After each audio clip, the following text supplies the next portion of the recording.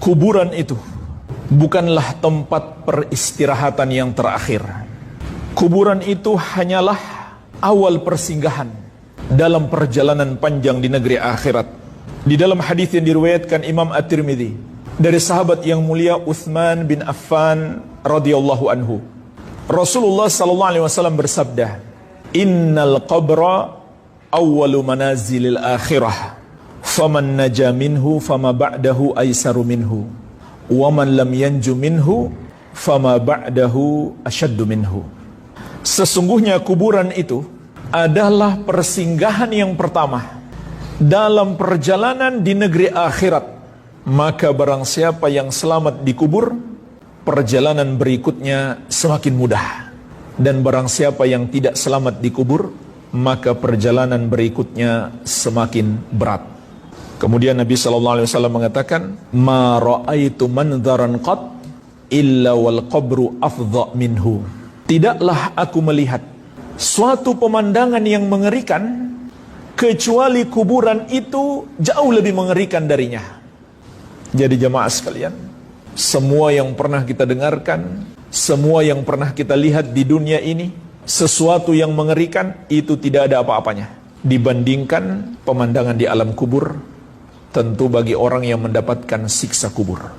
Oleh karena itu jamaah sekalian, di dalam hadis ini juga ada peringatan terkait ucapan yang menyelisih akidah. Ketika ada orang wafat, mereka mengatakan dia telah kembali ke tempat peristirahatannya yang terakhir. Ini ucapan menyelisih akidah.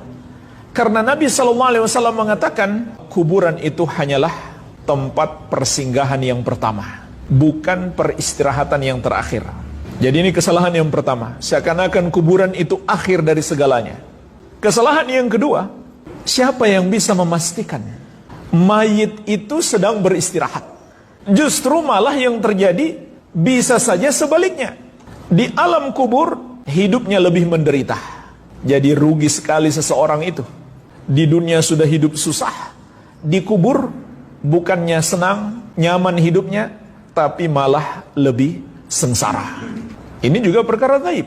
Nggak mungkin kita tahu orang itu hidupnya sedang beristirahatkah atau justru sebaliknya mendapatkan azab yang sangat pedih di alam kubur. Nah, kesalahannya lebih parah lagi kalau orang itu orang kafir, lalu diberi label almarhum. Apa artinya almarhum?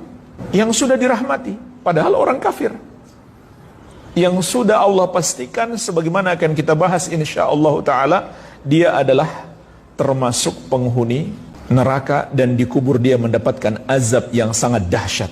Bagaimana bisa dikatakan almarhum atau rib? Rest in peace, beristirahatlah dalam damai. Padahal dia orang kafir.